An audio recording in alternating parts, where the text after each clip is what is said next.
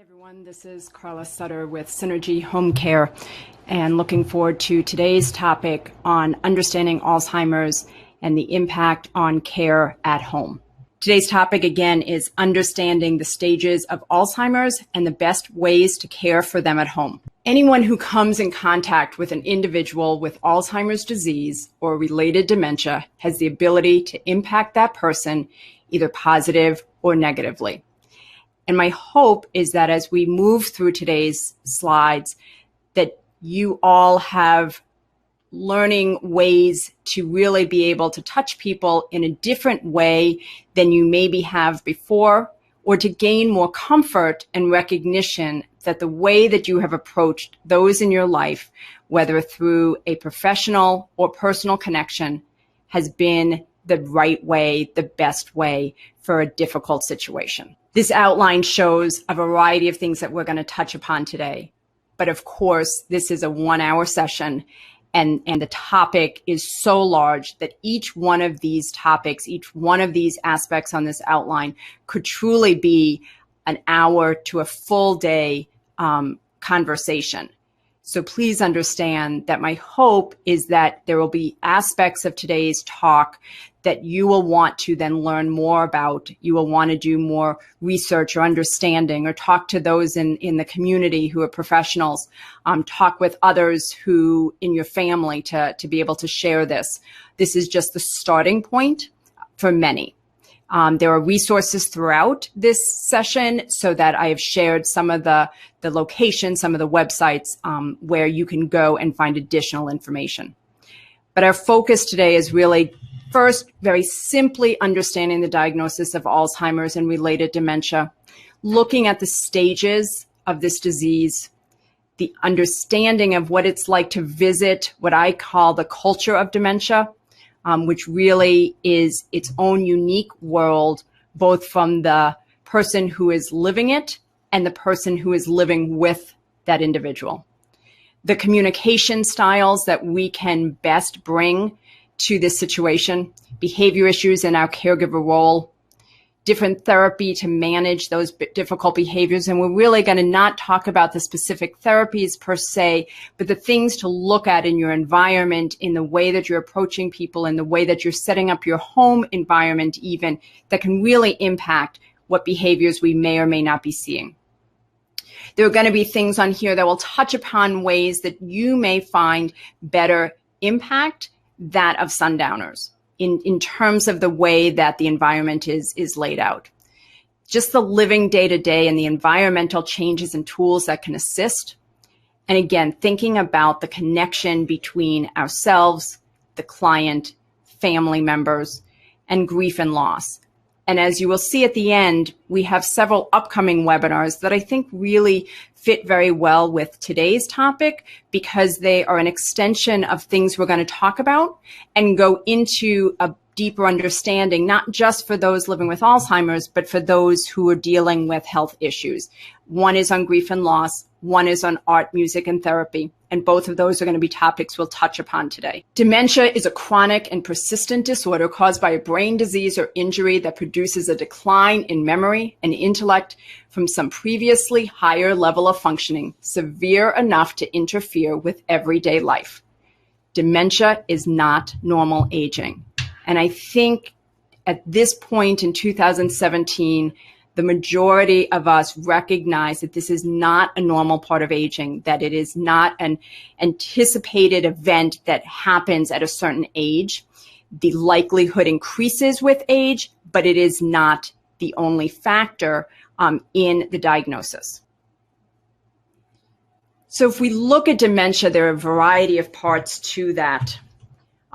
It can come from dementia from a brain tumor, which we're not going to be focusing on today, frontotemporal disease, which is a form of dementia, vascular dementia, Lewy body disease, and Alzheimer's, which is the largest of these. We're going to talk about really the 10 major forms of dementia, again, with the largest being Alzheimer's. Most cases of dementia are caused by disease and can't be reversed. Generally, there are about 10 different types of dementia. And according to the Alzheimer's Association, 1 in 10 people over the age of 65 have Alzheimer's. Again, we recognize that while that number is too great, it is not what we have anticipated in the past, where many think that at the point you're 65 or 70, your likelihood of having Alzheimer's is, 80 or 90%. Of the dementias, Alzheimer's makes up about 60 to 80%, so about, let's say, 70. Vascular dementia being about 17, and the other dementias being about 13. And again, those numbers are up and down by a few points, but you can see how Alzheimer's is the majority of those dementias. While Alzheimer's disease and vascular dementia account for the vast majority of dementia cases, there are other forms of dementia. Lewy body, Parkinson's, frontotemporal, Creutzfeldt-Jakob disease, Wernicke-Korsakoff syndrome, mixed dementia, Huntington's, normal pressure hydrocephalus, HIV-associated neurocognitive, and other disease associated with dementia. And as I shared, the majority of dementias are not able to be reversed in any manner. Alzheimer's and dementia, the differentiators, the similarities. So dementia is really a set of symptoms.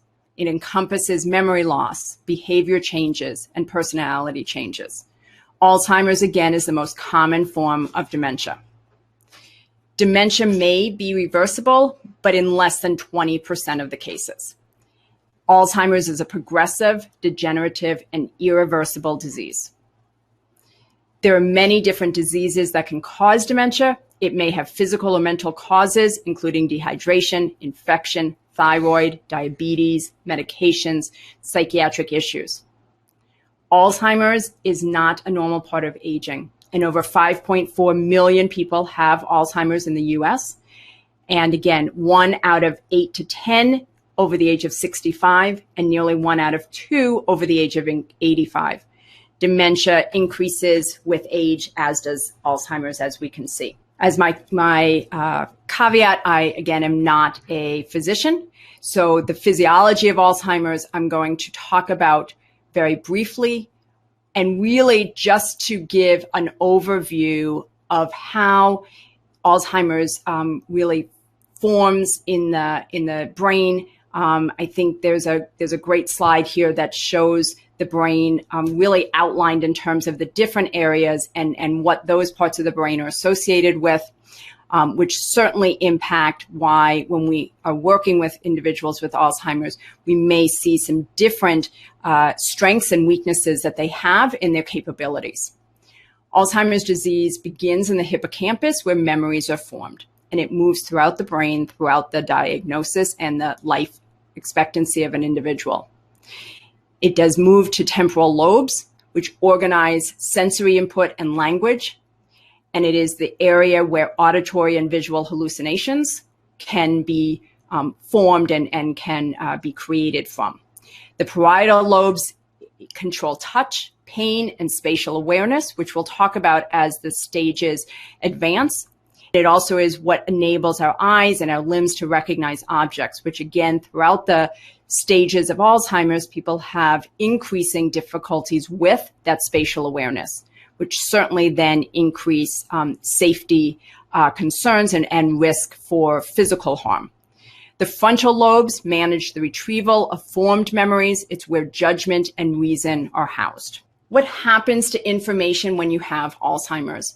And I share this because last year when I did a similar topic, this really allowed me, and I've been in the healthcare industry for over 30 years, and I've worked with many individuals who have diagnoses of Alzheimer's, both through in the early stages as well as a hospice social worker in the late stages. But this really was, I think, a really easy way to kind of understand something that is so difficult to understand as the brain is, as to how it really impacts on a day-to-day. So let's say the people in Phoenix do not know what day it is. They ask the people in Scottsdale and they tell them today is Monday. In the brain of a person without Alzheimer's disease, the train, or that thought that today is Monday, goes from a point of entry to where our brain stores that memory. In the brain of a person with Alzheimer's disease, there are what are called neurofibrillary tangles, which are twisted filaments that occur as abnormal structures in the brain that block that same storage. So it takes much longer for the information to get from point A to point B in the brain when the track is twisted. There are also plaques in the brain of a person with Alzheimer's disease that interfere with the transmission of impulses, or again, these thoughts. So now that thought of what today is traveling all over the brain, but it's taking much longer to get where it needs to go, and it has to push through the plaques that slow it down even more, and in some cases stop that thought completely. Acetylcholine production is decreased in the person, in the brain of a person living with Alzheimer's, and this makes nerve receptors less receptive to impulses. So this is like that train that's carrying the thought through the brain, gradually running out of fuel. In addition, there's a degeneration of the hippocampus that we talked about, and this is the area of the brain responsible for learning and new memories. And this is like the conductor getting off the train. So now the train has no one to give it direction. It's stalled in one place. And this is the understanding of why when we give information, when we give direction to someone who is in the stages of Alzheimer's, why that message is initiated but can't function through and then can't be acted upon. Stages of Alzheimer's. What I think is really interesting with the stages is that understanding all the specifics and the physiological changes of any stage is often less important for a family than really connecting what's happening with how you can manage the environment, communication, and service needs. It's very similar to the idea that we are very focused both in the mental health industry and in the physical health realm of giving diagnoses, and part of that is because of the insurance world we live in. But sometimes those diagnoses are less important in terms of the name of it, but what it really means in terms of how do you manage the symptoms, how do you treat it if that's a possibility, what else do you do in your life to ensure that it doesn't kind of impact all aspects, so that understanding the stages is important, but what it means under each of those stages is even more so. So there's a variety of ways that the stages of Alzheimer's are described. There are some where there's 7 different stages. I'm going to use a much simpler kind of staging, which is described typically as either mild or early, moderate or mid, and severe and late. And again, throughout that, if you can think about 7 stages that encompass those same timeline, these are much larger kind of areas of time within that stage. There is some new thinking over the past several years that may lead to some different staging that includes what's called preclinical Alzheimer's disease, where they're finding biomarker changes in the body and in the brain that are showing really what is considered imperceptible impairment in an individual, but beginning changes in the brain functioning of that individual who is not yet showing real outside signs of the disease. So that will probably over time, as we understand that more and more, will begin to stage the disease a little bit earlier, and certainly then have greater opportunity for treating some of the symptoms or the potential for its strength of the symptoms. So mild and early. So this stage often is that there's several years leading up to the diagnosis and then including the diagnosis. Oftentimes, some of the things that are going on in an individual's life are more easily associated with stress or with maybe some other illnesses that are going on. And so that individual and the family members make some accounting for what's going on, but haven't yet come to the recognition that this is something unique on its own that needs to be understood and diagnosed. And so this mild early stage can last for many years up until the time of diagnosis and then through several years past that diagnosis. The symptoms that are often experienced during this time are challenges performing tasks in work and social settings, and this is often where we begin to kind of forced into having to look at a diagnosis because those in a work setting are being recognized as someone who can't complete the tasks they once were. And so it's often the crisis of perhaps being fired or demoted that begins to push for a greater understanding of what's happening. Things about confusion of getting to places, getting lost on the way to work, losing or misplacing objects, poor judgment or making bad decisions or taking longer with routine chores. And then there's a trouble with planning and organizing. So there's examples, people forget which bills are paid and the phone numbers that they're calling frequently. So things that are atypical for the person in your life begin to not be done in the same way.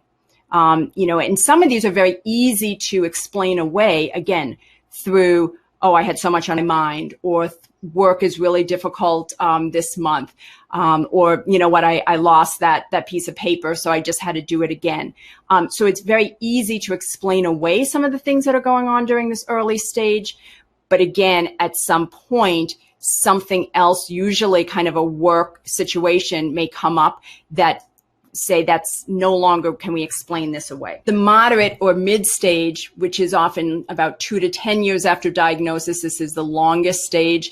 And again, here is where we're seeing a real variety of symptoms, which may look very different in different individuals, and partly because some people have, stronger strengths in terms of social relationships that they can kind of hide behind for a longer time, and others may not.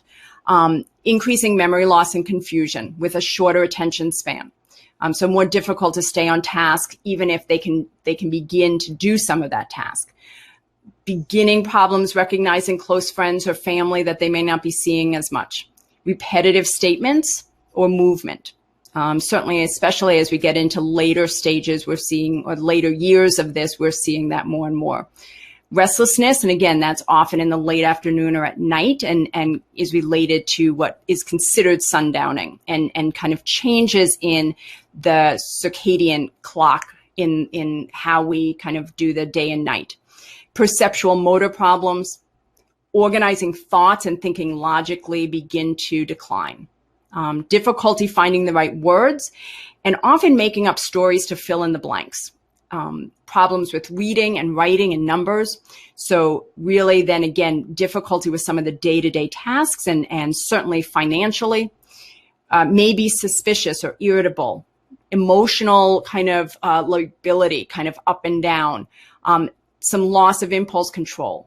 Sloppiness, particularly noticed when someone has always been very fastidious in their clothing and now, goes out with some stains on it, often, food stains, because again, difficulty with eating, and getting the spoon from the plate to the mouth. Gaining and losing weight, so up and down with that, and there's, different changes with that. May see and hear things that are not there. And again, that's those visual and auditory hallucinations, and often moving into the need for full-time supervision in some capacity. In the severe and late stages, which often is lasting depending on the individual and depending on what other comorbidities or other diagnoses they may have or other physical conditions they may have, 1 to 3 years. This is where that recognition of even the closest family member and themselves is gone. Losing weight, even with a good diet, or the ability to perhaps take in some food, but they're still losing weight, and then that swallowing ability begins to decline even further. Little capacity for self-care, the ability to communicate with words or meaningful words decreases.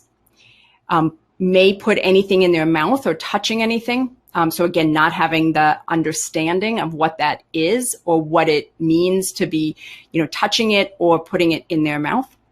difficulty now with controlling not only bladder, but bowel, and may have seizures, experience difficulty with swallowing, and skin infections often increase, oftentimes due to the immobility of getting up and down and being in one place for longer periods of time. Again, my discussion on the stages, and you could spend a lot more time kind of looking at that and thinking about in your own personal experience or with the clients you're working with, that often we work with in one stage before they move on to maybe a different type of care level.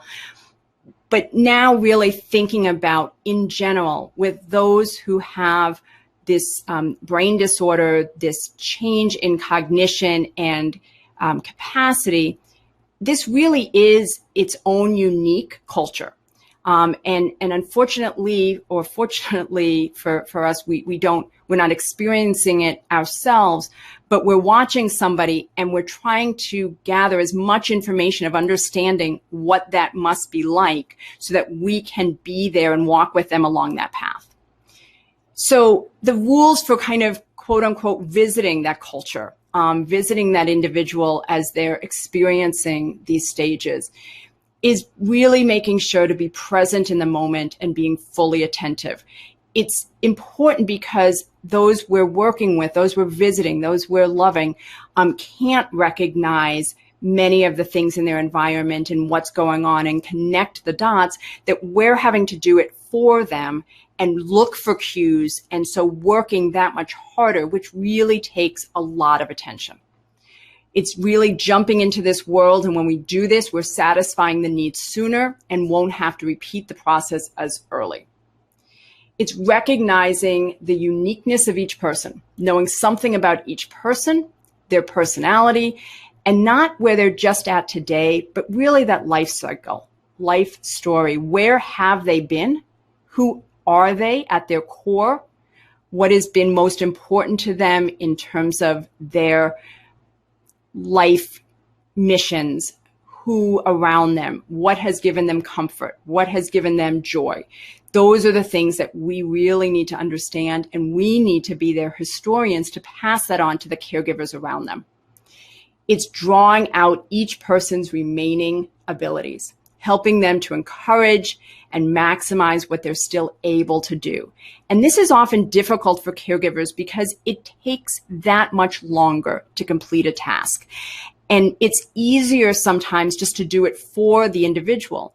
But we, one, minimize their capability over time because they're not having to do it. But we're also minimizing them as an individual and really kind of beginning to take away any sense of mastery on even the smallest task by taking that away, even if we're doing it for the best of purposes. Needing to communicate on a feeling level. When we validate individuals' feelings, we validate them.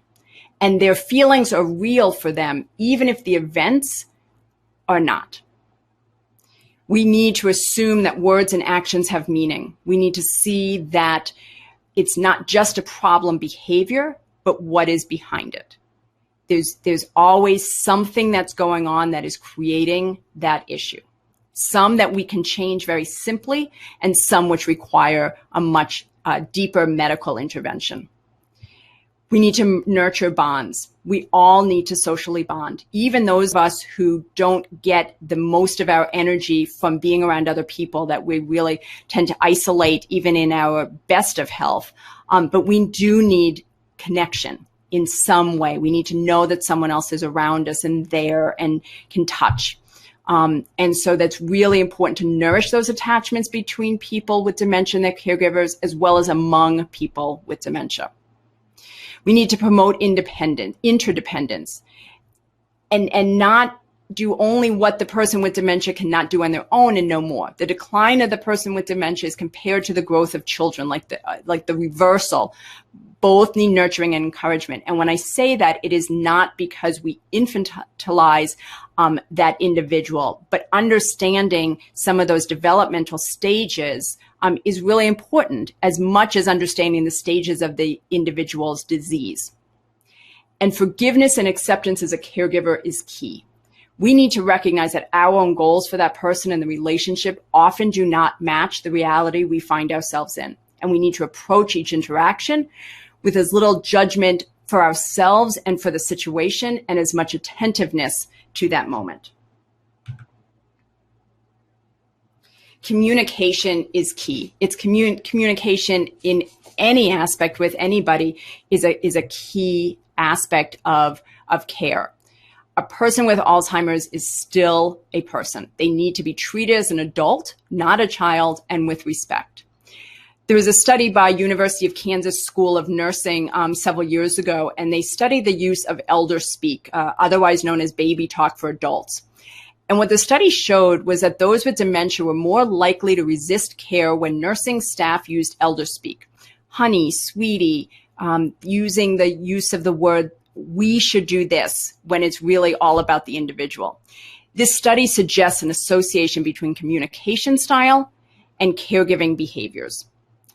We need to think about our own reactions to different communication styles. How do we feel when someone who doesn't know us uses a very informal name for us versus kind of starting on a formalized basis and going down to the informal as they are allowed to and given permission to? Our approach can demoralize. When we say to somebody, well, don't you remember what I just told you? And then without even recognizing that we often have a big sigh associated with that, that is picked up. That is understood in a kind of a core way. And again, minimizes that person's ability to do something. We often outpace their process. Again, we are a time-focused culture, and Alzheimer's slows that down. And so we're often kind of anticipating what we believe they're going to say and saying it for them and acting upon that, when really that may not have been their response. And they want to be able to tell us. So that is really important, that we slow ourselves down. And I know for myself as a native New Yorker that timing for me has been something that I've learned since moving first to Minnesota, which was a much different kind of environment than being out in the city, and really slowing down my communication and making sure that I was waiting for others to respond. Effective communication is the key to enhancing the quality of life for an individual living with Alzheimer's and for improving the efforts to care or interact with them. It's very easy to exclude the person with Alzheimer's from conversations, particularly when those conversations revolve around them, the type of care that they're needing, what are we doing, what's happening to them. And we want to ensure that they get to be a part of it. They may understand a very small portion of what's being discussed, but they should be given the opportunity to participate. And we then need to understand within their staging what they are and aren't able to kind of recognize, what they're able to act upon, and use those cues accordingly. If time is an area that they don't understand even early on, what's the difference between an hour and a 24-hour day, or between a week and 3 weeks? We want to be careful with how we're talking about time necessitated kind of planning, so that they're not thinking that this is happening tomorrow, but at the same time, it's not a daily concern as to what's happening each day. So really making sure that our ways that we communicate with people match the ways that they can understand in the best of their abilities. Oftentimes, individuals will have a difficulty following a conversation, and so we need to, again, simplify what we're talking about. Take one step at a time. Don't anticipate that the conversation is going to cover everything.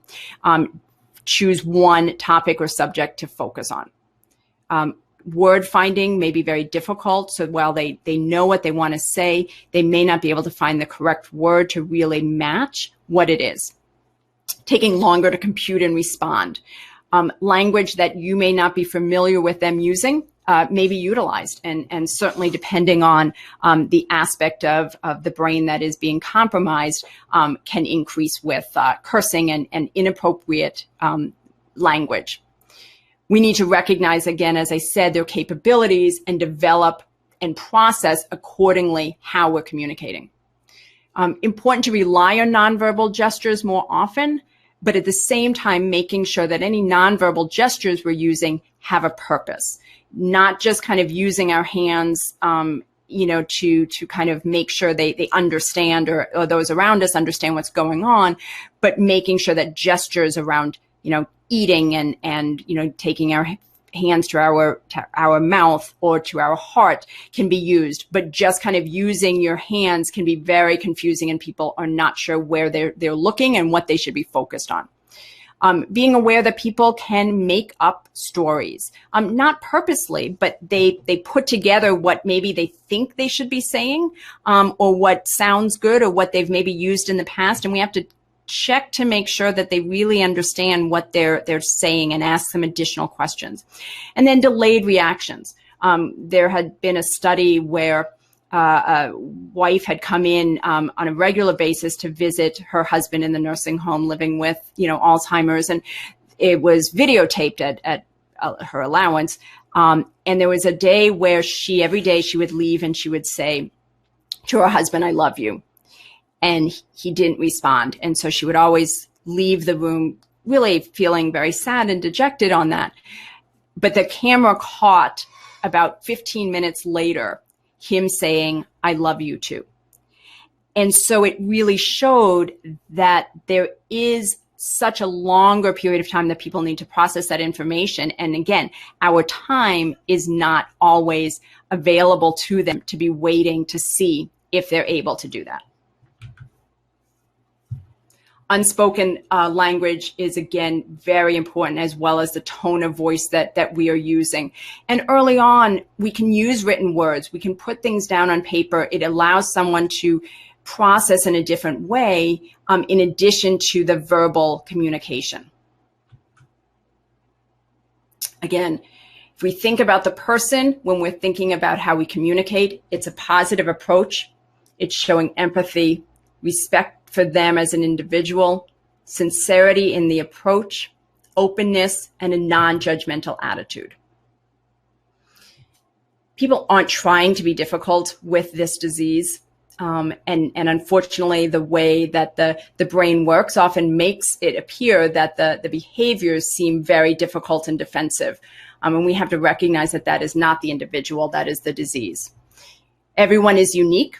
And so who we are as we come into this disease is as unique as what is occurring throughout the disease. The reality of the person with dementia is different from your reality. We need to show that we're listening and trying to understand. And oftentimes, if we focus on the feelings and not the facts that they are saying, it will help. And we need to put the emphasis, as I shared before, on what the person can do and let them do it. We can prepare the person for what's to happen, but know the person's capabilities.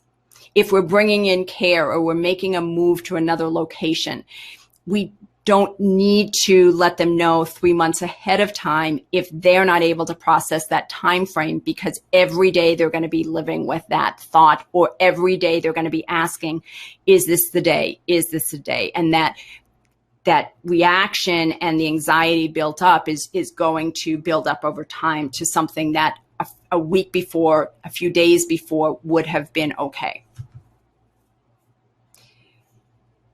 We need to assume that the person understands everything we say, but confirm as much as we can that they understand. Be realistic and be patient. Don't argue, criticize, correct, or reason, which can be very difficult, especially in the early stages when there are so many moments of clarity. And then it's hard to know in your own mind, is this the disease or is this the person? So several areas, and humor is a big one. And remember that the client has a sense of humor as well. And really think about what has always been humorous to that person. One of the best ways that I learned in terms of understanding humor was if we ask people or those around them, what was their favorite cartoon, or what was their favorite sitcom, or what was their favorite cartoon in the newspaper. And that will often tell us the type of humor that they like. There's a very different humor for those who watch Seinfeld than maybe the Three Stooges. And we then need to base the type of humor we're doing and using to that individual. Humor is not a one size fits all, but it can really tell us a lot about the person. All behavior has a reason. With the progression of the disease, there is a reduced ability to control the connections between thoughts and actions. And every behavior is a communication about that individual's needs or concerns. So we need to listen and assess always at all times as to what that behavior is telling us. Is it that they are kind of going up into a ball because they're cold or because they have pain? Is it that they when they don't want to bathe, that they don't like to take their clothes off in a more public space with people around them in a facility, and this is a new situation for them? Are they concerned about the temperature, and the last time the temperature was either too cold or too hot, but they couldn't express it, and now their fear is that the temperature is going to be misset again? We really need to think about all aspects of what could be leading up to the behavior itself. And that goes with a mindful approach and being flexible. We need to start from the beginning each time. And this is really difficult, particularly for family members who, that person should know you. They've loved you for years. They've lived with you for years. They parented you for years. But it's okay over time to continue to introduce yourself or just say, hey, mom, it's me, your favorite youngest daughter, something to identify yourself to them. Having a caregiver picture board so they know who's coming in and they can look at those pictures and try to make some connections. Smile. We really need to be aware of our faces when we're with those who have a difficult time ascertaining what's going on in the environment. We need to get to their eye level or below. When people have to look up at us, it does change how the brain functions and how the brain is reading information. So if them looking down on us is better than them having to look up to us. Validate what's going on, distract as needed, and avoid correcting, because us being right means they are wrong again. What is the unmet need? Is it pain? Is it boredom or too much activity? Are there safety issues that are going on that they're feeling? Is it that they feel unattended to? Is it the medication themselves that are creating symptoms that we can't understand because they can't express it? Or is there a layer of depression and anxiety that's going on? And then what are the environmental triggers around them? What are they seeing in their space? The changes in the brain that are occurring over the course of Alzheimer's directly impact the day-to-day living experience of individuals and their family members. Here are some examples from the Alzheimer's Association. Just thinking about in our own home, for instance, the way that homes are typically designed is that bathrooms are designed so that the door blocks the toilet. Versus with Alzheimer's and the incontinence and the need to go to the bathroom, but not necessarily recognizing where they go, that same home design, which is all good about appearances in the home, is not good as a reminder. So thinking about how do we design the bathroom or put the bathroom in a way that the door is always open so the toilet can be seen, or there's a picture next to the door or on the door of the bathroom with a picture of the toilet as a reminder. Thinking about what we're doing with just how we serve our food. If we serve our food, white food on white plates, there really isn't an ability to kind of see what's on there. And they really begin to think there's nothing to eat. And it just kind of all blends in. So making sure that our plates have color distinction with the food, which also is going to increase appetite and increase the amount of nutrition someone's getting. Having a light colored floor with a big dark rug in it, often because of perception and the way that the spatial relations are working in the brain, may appear to that individual as a big hole in the middle of the room, which they are now avoiding. And all of a sudden that person doesn't want to go into maybe the social activity room or watch TV, which we see as a sign of isolation and removing themselves from the social activity, where for them, they are avoiding a safety risk. think about the photos and the pictures that are around the home. Are they soothing? Are they mementos? Or are they a group of photos of individuals that they don't know who they are any longer, even if they are their wall of relatives, and they think they are in the wrong home? They think that people are there watching them and that they're in the wrong place. Even patterned wallpaper and curtains and too much patterning of items around the home can be disconcerting and confusing for individuals. We are in a wonderful time with so many technologies and home safety devices that can really enhance everyday living. In fact, there is a webinar that is on the SYNERGY HomeCare YouTube channel specifically addressing things that you can do in your home for just a safer environment for all ages and all capabilities. Helping loved ones to enhance their best days and find resources to support them in their toughest days is really what seminars and information that I'm presenting today is all about. It's the kind of care that all of the services that are surrounding individuals in the community is about. There are great resources for some of the things I'm going to be talking about. Alzheimer's Store is a wonderful online web store that associates products by the different stages that someone is in. Best Alzheimer's Products is another wonderful website. Amazon.com has an Alzheimer's store that lists all different types of activities and safety devices, et cetera, technology for specifically around Alzheimer's. And then durable medical equipment, being able to find that both online and in local in-person locations. It's important to enhance the environment, to enhance the individual's experience. And thinking about what the stage is allows us to better understand what we should be doing in the home.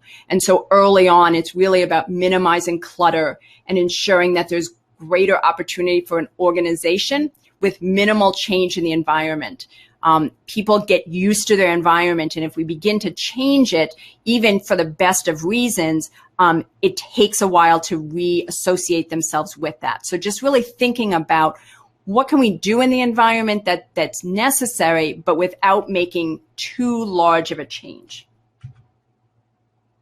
As we move to different stages, again, there's some other things we can do with signage around the home that kind of block people just by a visual to say this is not a good place to go. It helps minimize wandering. Things we can do with the dinnerware and make it easier for people to eat on their own without any safety concerns and without too many spills. Simple things like replacing the cupboard doors with clear, non-breakable fronts so people can see what's behind there. And then again, it's both a reminder as to what to look for, and it's less confusing. Removing closet doors to increase visibility so people can see the clothing right there and know that that's where they go to find those items early on. And then other things like medication dispensers, which is so key to ensure that people are taking medications in the right way so that they're not adding additional symptoms to what's already going on with the Alzheimer's. In the late stages, we're looking much more at comfort measures, things to make people more comfortable when they're sleeping, when they're staying in more one position in a lounge with chair cushions so that they minimize skin issues and not having any risk for breakdown of the skin. Lotions, which can feel really nice with massage and just, again, making sure that there's still that touch. Incontinence products and bath and hygiene products, particularly if getting out of bed and getting into a bath is difficult because of the mobility, but often because there's often more fear. And so can some of those things be done in a safer environment in bed as they're still covered up and we're just taking one limb at a time without having to expose the whole body. Making sure that certainly at this time that there's care support, not only for the individual, but for the family.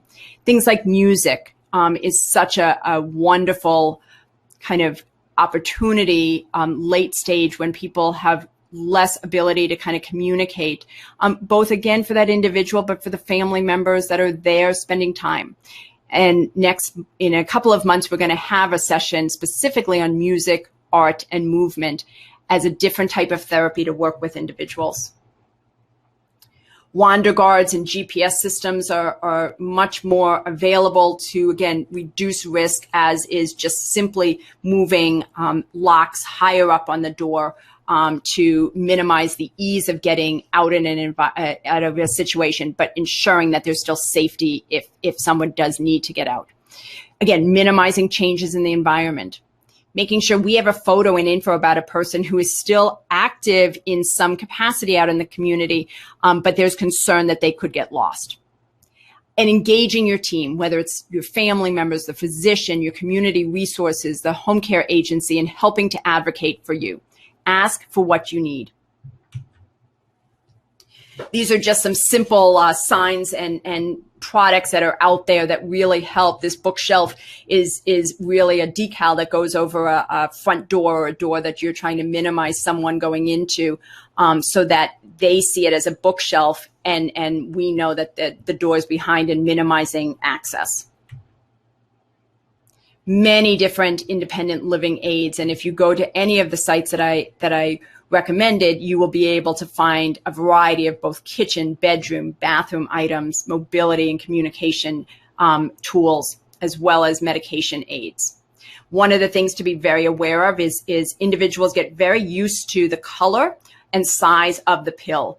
And when pharmacies change the manufacturer and where they're getting the same medication, it often will change the color and size, and people then begin to believe that they're taking something else and they don't want to. So being very aware of what medications they're taking, not just in name, but in look and size and color, and trying to minimize the change in those just because pharmacy changes a distributor. There are numerous community resources available to clients and their family members, and it's important to begin research early and proactively to engage in conversations with providers to allow them to get to know you and the client living with Alzheimer's prior to a care crisis. Home care services, senior housing, adult day, support groups, really looking at the team approach and plan of care based on the present needs and looking into the future. It allows you to have an additional layer of knowledge and experience by your side. We have a book called Where Do We Begin? And in there, it's a free download. And in there, there's a personal profile that you can fill out, which really tells the life story of the individual so that the caregiver can really get to know that person from present to past and ensure that they're able to allow the day-to-day experience to feel very similar without having to ask them questions they may not be able to respond to. Towards the end of life and towards the end of the disease in the late stages, hospice is an additional special kind of care that can come in and allows people to remain in their home, wherever home is for them, whether it's their personal residence or an assisted living. It helps family and care providers provide that added layer of service. And it can be combined with private home care services so that, again, they get that ongoing, regular 24-hour care even. It focuses on comfort care, pain management, symptom care. It helps patients and families retain control and dignity. And it provides ongoing bereavement support to patients and families both before and after the death of a patient. And there's additional complicated grief when we are talking about the grief and loss associated with losing someone with Alzheimer's, because grief is experienced differently with that client because families experience it over a protracted period of time. Grief in the early years is the loss of the presence of that person, while at death, it is the person's presence that is lost. Grief is often complicated by Alzheimer's or dementia because the time alone has not afforded all the things that need to have been said and needed to have occurred. There are many different resources available. SYNERGYHomeCare.com has a variety of resources, many different access to future past webinars that we've done, and then you can get a free download to the Where Do We Begin guide, which has information about understanding different community resources, being able to do a home safety tour on your own in a home, being able to know the questions to ask, a dictionary of all the different terms that you may be coming face to face with if you're not familiar with kind of the healthcare industry. Memview.com has a variety of different kind of social activity technologies. Music and Memory is another technology-based program. Teepa Snow, and if you just look that website up, she's a leading educator on dementia and has a variety of resources and supports for families with a variety of different individuals who can assist across the country. National Institute on Aging has a great guide on caring for a person with Alzheimer's disease. Certainly the Alzheimer's Association, both local and at a national level, has a variety of resources. And looking for support groups can't be any easier now with the internet, and AARP, Alzheimer's.org, the National Institute of Health, Area Agency for Aging, all have online support group finders that allow you to go and look for both local in-person support groups as well as online support groups. If you enjoyed today's webinar, we hope that you like the Synergy HomeCare Facebook page, which will keep you current on all the upcoming webinars and articles about caregiving and seniors, and to be added to the newsletter that we put out, and also which shares information about upcoming webinars as well as other things that are going on in the senior care realm. You can just go to synergyhomecare.com. As I shared, we have several upcoming Synergy HomeCare webinars. Next month is all about grief and loss. And grief and loss, not just at death, but again, over a period of time with individuals at different stages of disease. In September, we're going to be talking about art, music, and movement, and very simple things that everybody can do, not only for their own wellness, both mental health as well as physical health, but for those around us. And in October, we're going to do a topic on building new holiday traditions while honoring the past. Oftentimes when we're living with someone, for instance, with Alzheimer's, they're no longer able to support the holiday event that they would always had at their home.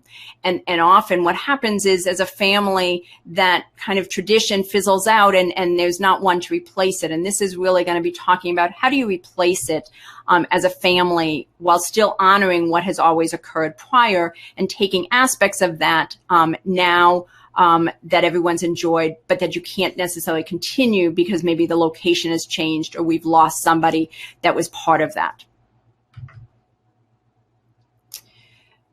To learn more about anything on Synergy HomeCare, please visit us or call. And if you would like to receive your certificate of attendance, please contact me at Carla Sutter at synergyhomecare.com.